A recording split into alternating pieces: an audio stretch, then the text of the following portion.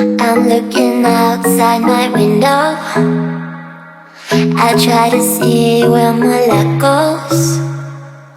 I just don't know how it slips out. In that box right there, I got a new cluster. It's a dual cam cluster. So we're gonna go ahead and put that in. I got some more goodies there, and then I just rented a AutoZone compression tester.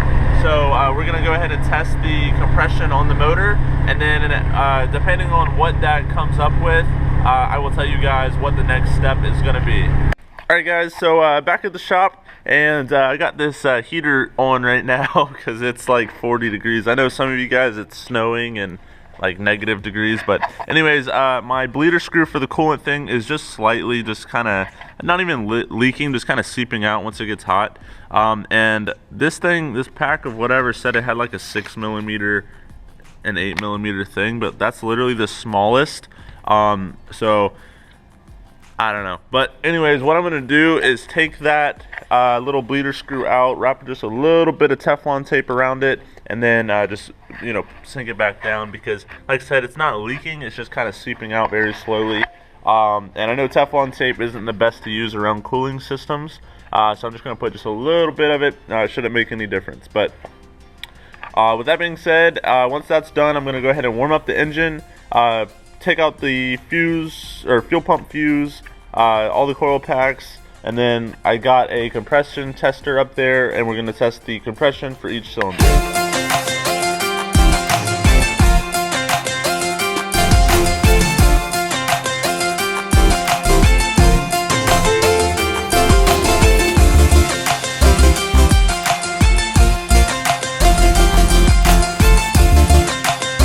This is the little bolt that I'm talking about. It has a washer on it, but I'm just going to put a little bit of Teflon tape just to kind of, you know, help seal that up just a little bit more, and hopefully it works. Alright, and that's how that looks. Like I said, just put just a little bit. You know, I didn't make it thick or anything. You can actually still see the thread, but I'm just going to go ahead and screw that back in. And then hopefully that fixes that little issue. Alright. Tighten that back down.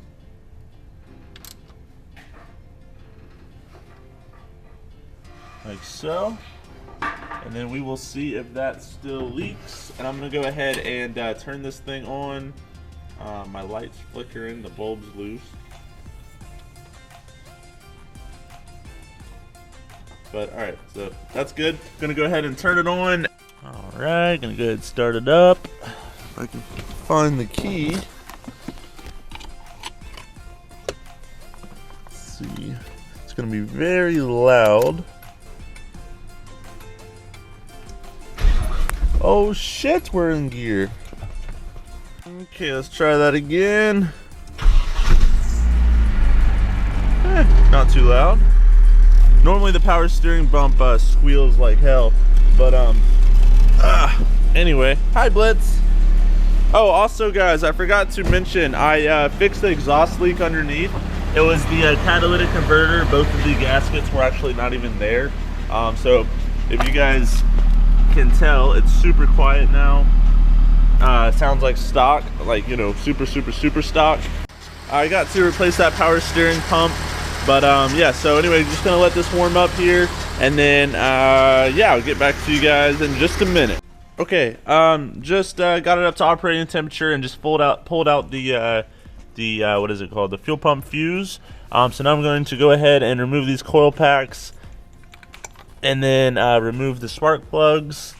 And I definitely need new coil packs. All of these are ripped and broken, and they don't look like they're the right ones. Alright, let me go ahead and get these out, and then I will let you guys see what happens next. Okay, so I just took out all the coil packs and the spark plugs. This is the tool that I rented from AutoZone. I think it was like $40 or something.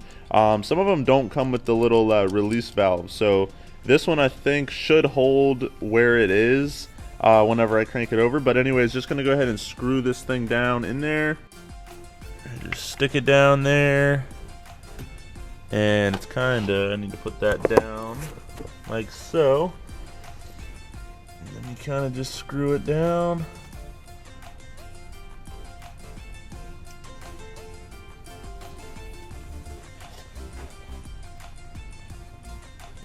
Doesn't have to be, you know, tight. You just do it hand snug.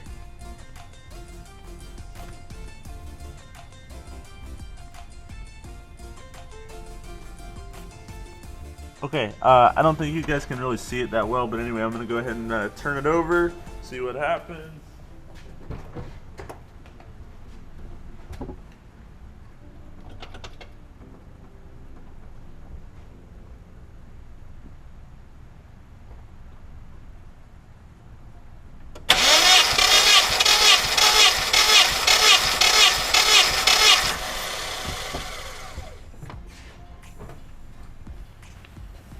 Alright, let's go ahead and see what it says. This one is at 179, 178, I believe. Sorry, it's actually 175 because that's just how this thing reads. So that's really good. Gonna go ahead and do the same with cylinder 4, or sorry, second, cylinder 2. Okay, cylinder 2 is a little bit different. I got 150 PSI right there. Hope you guys can see that. So I'm gonna go ahead and test number 3 and then let you guys know what that is as well. Okay guys, cylinder 3 is the same as cylinder 1. It's right at 175 PSI. Gonna go ahead and do the last cylinder. Alright, and cylinder 4 is 170 PSI, a tiny bit less. So I'd say, yeah, 170, 169 PSI. So we got 170, hang on, let me make sure. Yeah, 170, 175. I got 150 on this one, and then I got 180 on this one. So these 3 are good. I don't know about this one. I'm gonna retest this one just to make sure it was, you know, was screwed in all the way, and hopefully I just didn't have it screwed in all the way. Okay, so cylinder 2, I got 150, I don't know, 158 or so.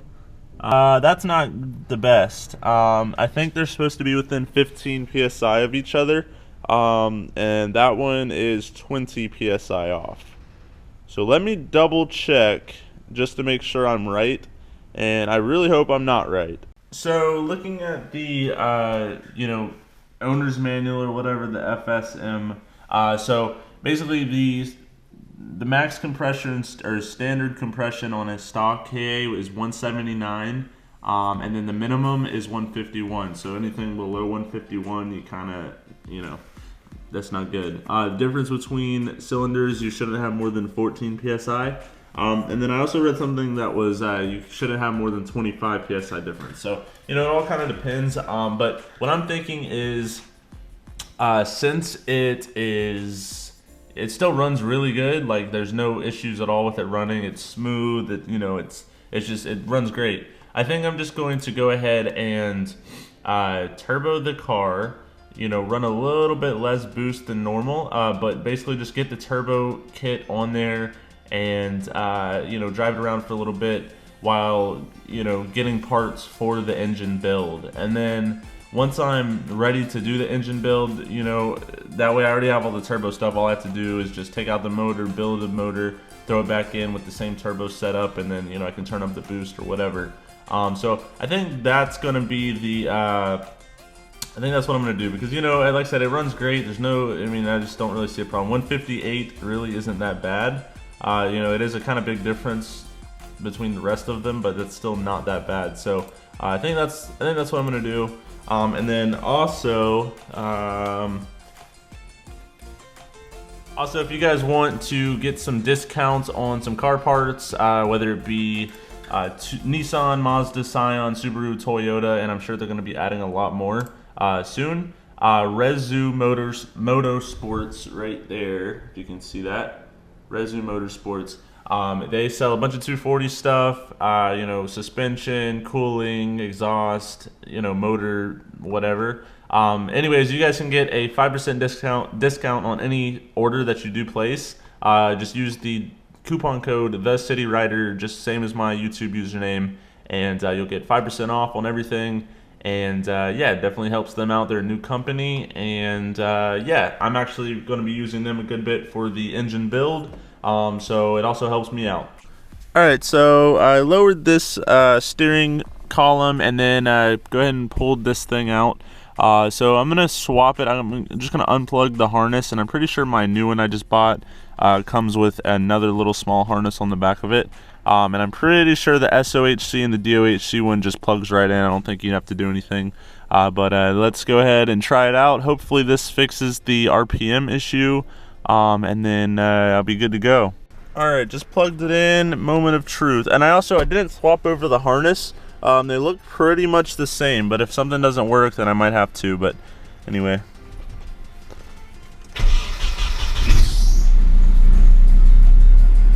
Alright. So it looks like the RPMs are now working. The fuel gauge is kind of weird. I don't really know what's going on with the fuel gauge. I'm gonna see if it fixes itself. If it doesn't, then I might have to swap something around. But anyway, so far so good. Looks like the RPMs are working. This is a really low mileage cluster too. It says it has 89,000 miles. Clock's working. Everything else looks to be working, and yeah, the gas gauge looks like it's going up now. So I'm gonna see if that goes up to where it should be. Then I'm gonna plug everything back in. Okay, so one last update. Got everything back together. All the lights work. The fuel gauge does work. It went up to where it should. You know, like I said, all the lights, RPMs. Haven't tested speed yet, but I'm sure speed probably works. Blitz is back here sleeping. Yeah, I guess he likes the 240s. So anyways, that's that. I'm happy I got that figured out. If anybody wants an SOHC cluster, let me know. And then yeah, this thing feels so nice. But anyway, guys, this is probably gonna be the end of this video. Got a good bit done, you know, I mean, some good progress. Pretty sure the Teflon tape fixed the small little seepage there with the bleed screw.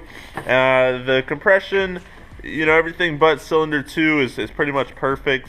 Like I said, it's not too, I mean, it's high, it's just not, you know, super close to the other cylinders. But you know, just a turbo for a little while. I think it'll be fine while I gain parts to build the motor. Throw down in the comments below. Let me know what you guys think about that idea to turbo it first, and then you know, build it once I gather all the parts. I think that'll be better. You know, that lets me kind of drive it. You know, and kind of just take my time and get stuff that I want. But anyway, and then I also fixed the RPM gauge. You know, by swapping out the clusters. So yeah, so I'm pretty happy about that. Also, let me show you guys one thing. In these boxes, I got some new rotors and some brake pads as well. So probably not going to install those today because I have this car on the lift. But probably tomorrow I'm going to install those. Should look nice. I might do something with the calipers, you know, just kind of spray them black or something for now. With that being said, what I was trying to say, but my camera died. I got a new GoPro suction cup mount, so that'll be nice. I can, you know, put it on windshields and on the car whenever I'm driving it around once it's finished. But anyway, we're about to leave. Blitz and I, it's kind of cold, and it's Sunday, so I don't really want to be up here. But anyways, guys, throw down in the comments below. Let me know what you guys are thinking about the build. Let me know what you guys are excited for. Next video, I will probably go in depth of what parts I will have. And then yeah, so if you guys want to see my Snapchat, it's The City Rider. Instagram, Logan_Louder238.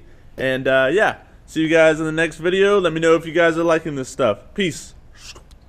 Oh yeah, and also a little side note, if any of you guys are able to make an intro and outro, you know, little clip, then let me know, throw down in the comments below, or somehow get in contact with me, because I really need a new intro and outro.